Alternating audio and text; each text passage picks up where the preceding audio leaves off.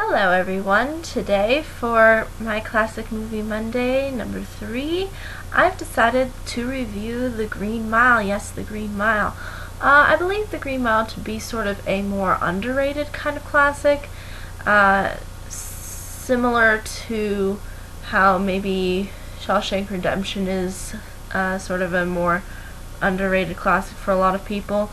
But I have not seen Shawshank Redemption, actually. I've only seen The Green Mile, but despite that, I still think The Green Mile is a classic in its own right because it does involve a lot of interesting things within it, and it's also based on a Stephen King novel. And it's actually one of the Stephen King movies that actually turned out really good compared to a lot of other films that have been done by Stephen King, using Stephen King's works that have turned out not so great, as you can see by some of the Nostalgia Critics reviews.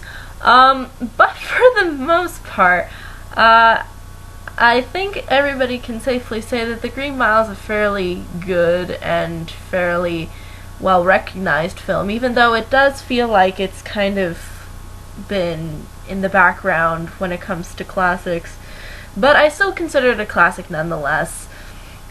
But in case those of you who don't know what The Green Mile is about, well, basically it is about a corrections officer during the Great Depression era who is in charge of death row inmates, and he is played by Tom Hanks, and his name is Paul Edgecombe.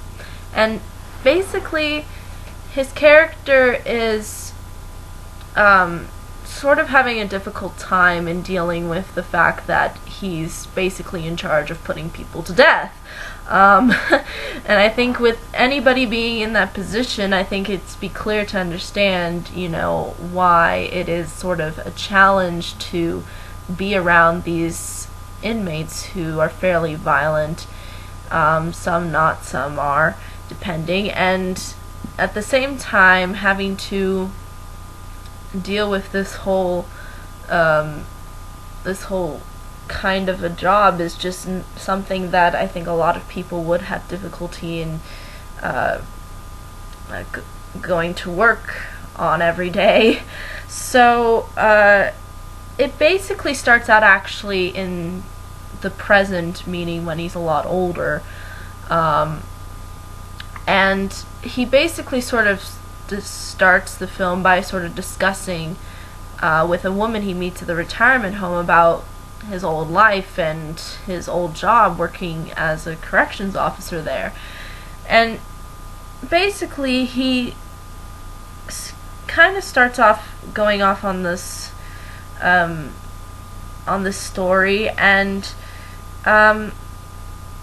of his times there, and it sort of sets up the whole sort of mood of the story, and for the most part the inmates that are within confines are fairly either violent or fairly quiet or calm, but the interesting thing is that there's a new inmate that he discusses that comes into the picture fairly early on in the film, and this character's name is John Coffey, and he's played by Michael Clarke Duncan. And basically what ends up happening is that Tom Hanks, his character, sees that there's something about John Coffey that's kind of unique compared to a lot of the other inmates, and in that even though he does look fairly large, he's rather innocent in his demeanor. You'll even see right in the beginning of the film, John Coffey's character says, "Can you leave the lights on? Because I don't like it when it's dark." And here he is, this really big buff guy, and yet he has this really sensitive kind of sentimental personality. So it really kind of sort of sets the everything up for the film, especially since Tom Hanks' character later on believes that the crime that John Coffey is accused of is a crime that he did not commit, and so you see how their relationship forms, and you also see the relationships as well with Tom Hanks's character as well as with the other guards, including David Morse, who plays Brutus Howell, a guard, and Doug, I want to say it's Hewson as Percy Wetmore. And Percy Wetmore is actually fairly unique compared to the guards in the fact that he's what we call a fairly sadistic character, in that he uses people to sort of gain some kind of power or satisfaction, and he does this by just really abusing them. Like he abuses the inmates a lot. None of the guards like him, and that's fairly understandable because it causes such havoc. At one point, I think, yes, he even kills a mouse at one point, and you'll see that happen, and you'll kind of see how cruel his character is. And there's literally one point too where, see, the thing is too, what you have to understand is, since this takes place during the 1930s and during the Great Depression, executions were handled a lot differently. It's not like now where you just put in a needle and then they go off to sleep and it's fairly peaceful. The executions that were done in like the 1930s were basically the electric chair, and the electric chair is pretty painful. It's not a pleasant way to go. And what they do to try to minimize the pain of dying in the electric chair is that they put a sponge up on top of the machine that they put on somebody's head when they want to execute them for a crime. And what Percy actually does is he makes the sponge dry, and this really makes the death a lot more painful. And it's fairly cruel, and how he does these things, and even sometimes it almost seems like he doesn't get anything from it at all, but yet he does something so cruel anyway. Especially when you kind of see the expression on his face as Tom Hanks's character is telling him to look at what you did, and he's just looking at it like what he did was nothing, and it's pretty depressing to see, and it's kind of haunting in a way. But at the same time, I think Percy's character provides an interesting take as to how even people who aren't considered criminals are still capable of doing fairly cruel things, especially when they have power. And it is emphasized within the film that Percy does have some kind of influence and power that prevents him from getting fired or removed. So it does show throughout the film, and I think the film does a really good job of sort of exploring his character, even though he can be fairly cruel and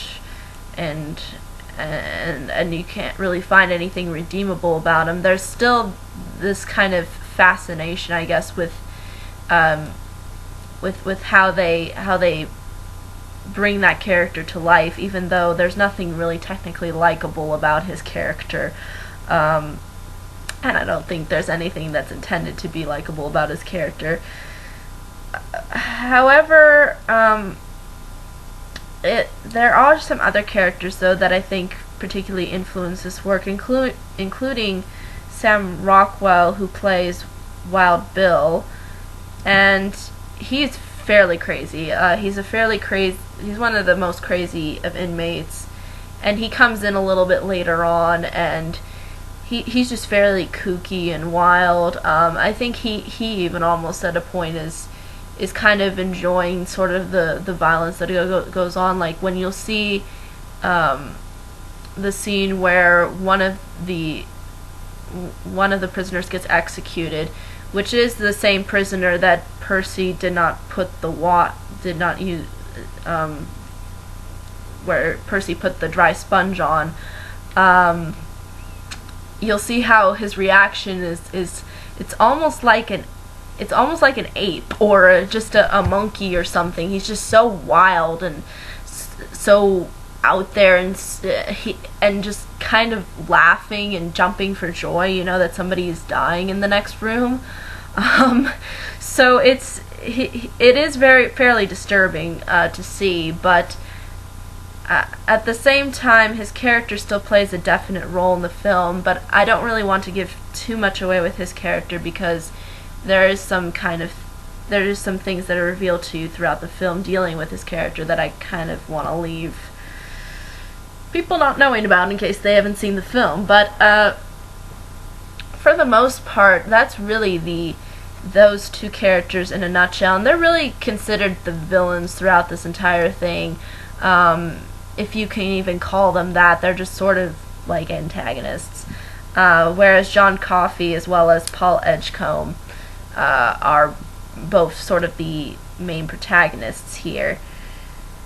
And there's also certain bits of the film that focus on Warden Hal Moores, who's played by James Cromwell. And James Cromwell's wife in this film, or however you want to put him, Warden, whether you want to put him as labeled as the actor or as the character, his wife has some form of cancer and there's no cure for it, and basically she's dying, and he's fairly depressed over it.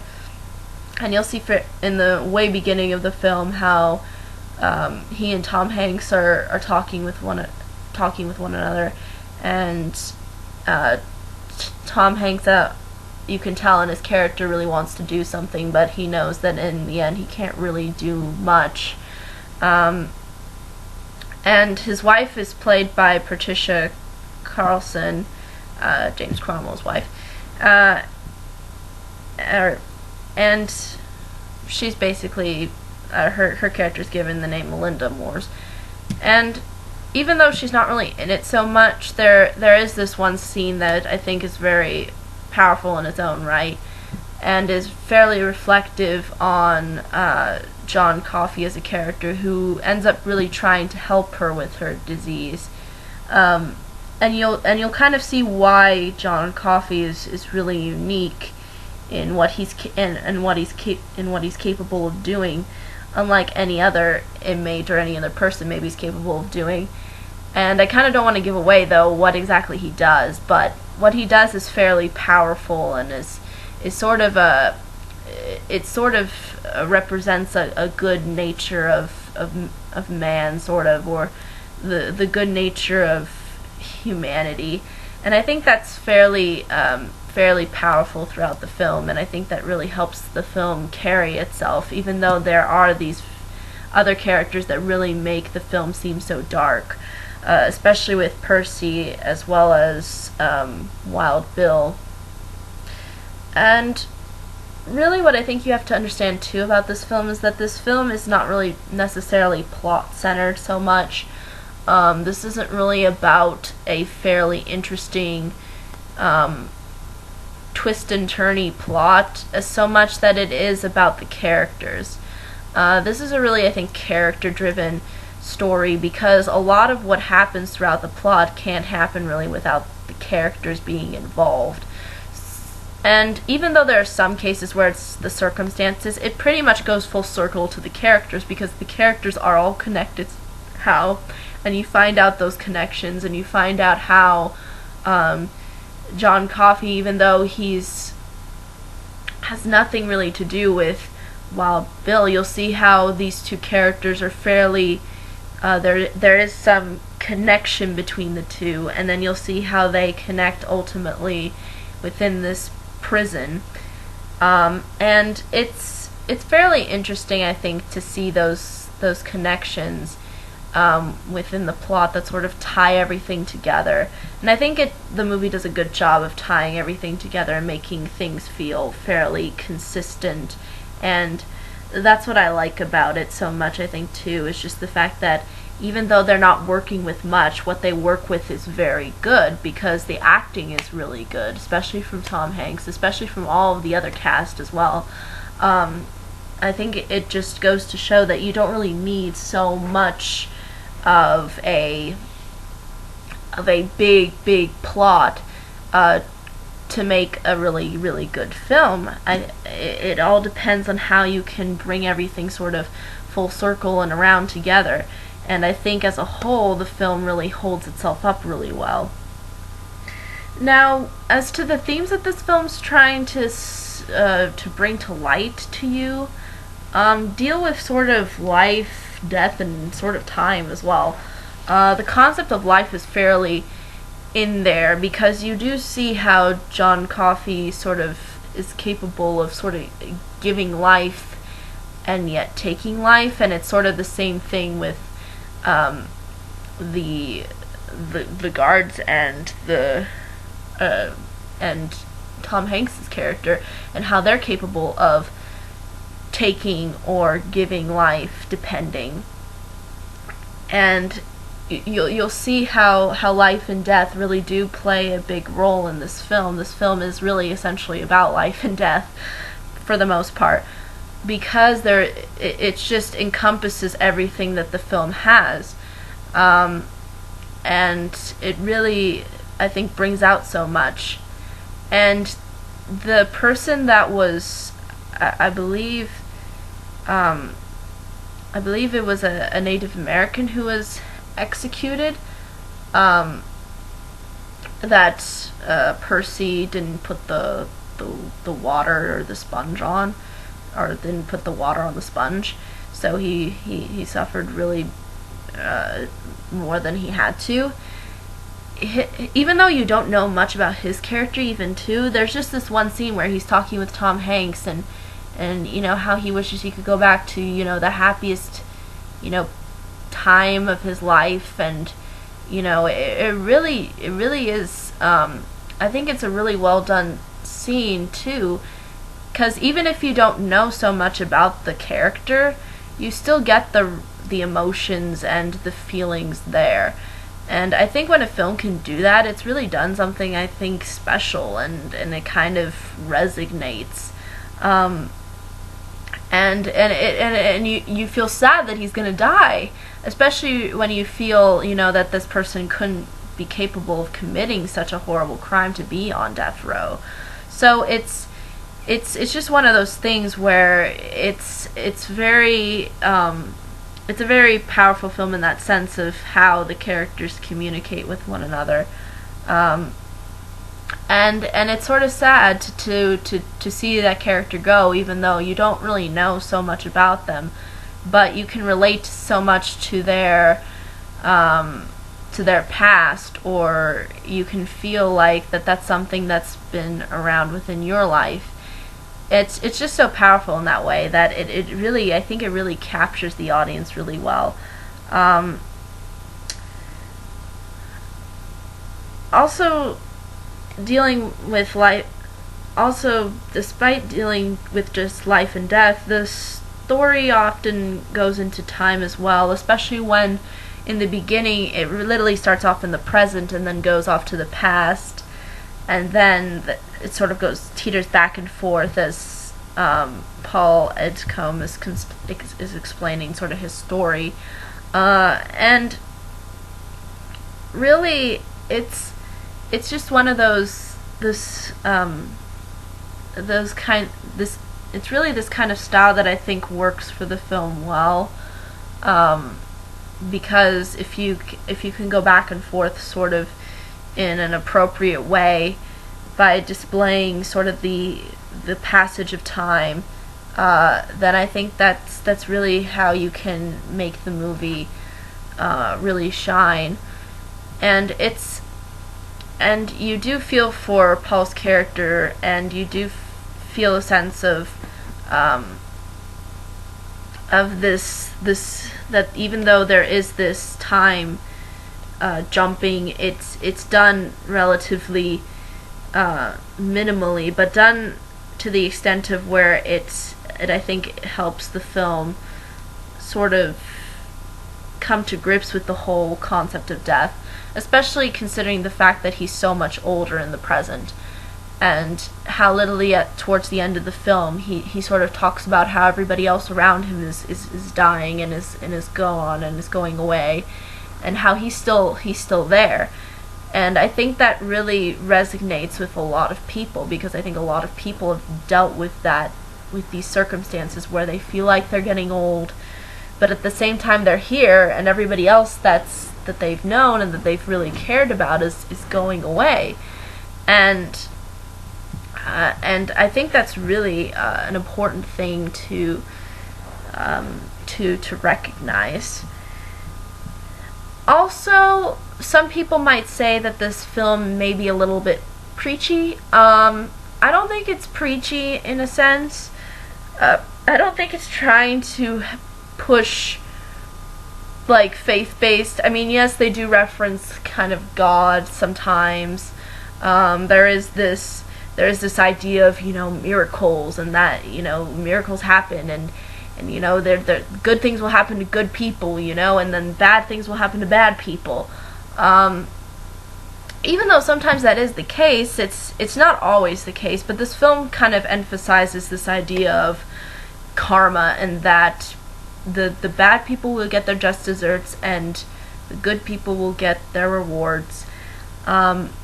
And the interesting thing though too is that it kind of brings this whole idea too of how some people maybe ultimately would rather desire death because of the horrors of the world, or the hardships of reality. And that's sort of explained as well in the film. So even though there is this kind of good versus bad in the film, because again, the characters, even though I'd say there's probably nothing good about Percy's character. I can't really even think of anything that's good about his character, and even though Wild Bill, I don't think I could say there's anything good about his character, even though maybe he does sort of display this kind of innocence with the mouse, which you'll see in the film, and how the mouse is kind of important. But really, it does seem like that there are these just two really bad characters, these really two evil-like characters, and then there's these two really good characters, and there's not a whole lot of intermixing between. There's not a lot of shades of gray, and I'd say that there maybe are a couple, but it does seem like that for the majority that Percy and Wild Bill are supposed to be bad, and then Coffee and Paul are supposed to be really good. But I think they still have their qualities to them that make them interesting enough, to the point where they don't seem so holier than thou. But I think it is trying to, I think, point out this. The film's trying to point out this whole concept of good and evil, which again kind of references the whole idea with God and everything. So God is mentioned at some points within the film, but it's not. I just wouldn't say it's not preachy. It's just trying to show you that unexpected things can happen at times, and maybe you don't need a whole explanation as to why something happens, but maybe it does.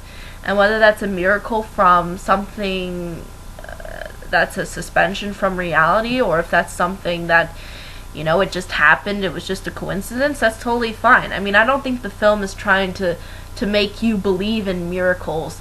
I think it's just trying to explain that there's some things that happen that maybe don't need a full-blown explanation for, and that we don't need to go into depth as to how something is the way it is, but just be thankful that something good or positive happened. That's really, I think, all the film is really trying to say for the most part. I mean, can it be a little preachy maybe for some people? Yeah, but I think it's fairly downplayed. I don't think they're trying to shove the whole concept of God or religion or faith down everybody's throat. I think they're just trying to point out that there are miracles, and that miracles do happen, and it's nice to have miracles. It doesn't matter how ultimately miracles come by, but miracles can happen, and sometimes good people are involved within those miracles. But I think that's really all I can say about the film. And the funny thing is that the director is actually directed the Shawshank Redemption, and his name is Frank Darabont. And I think he's actually doing. I think he's involved with the Walking Dead series, which I find fairly interesting. How he could go from something like The Green Mile to The Walking Dead, but it does show, I think, this kind of similarity to Shawshank Redemption in sort of the style. It almost feels a little like Shawshank Redemption, but with a totally different plot, totally different characters, and totally different messages. But it does seem like that they do touch on things that are fairly similar.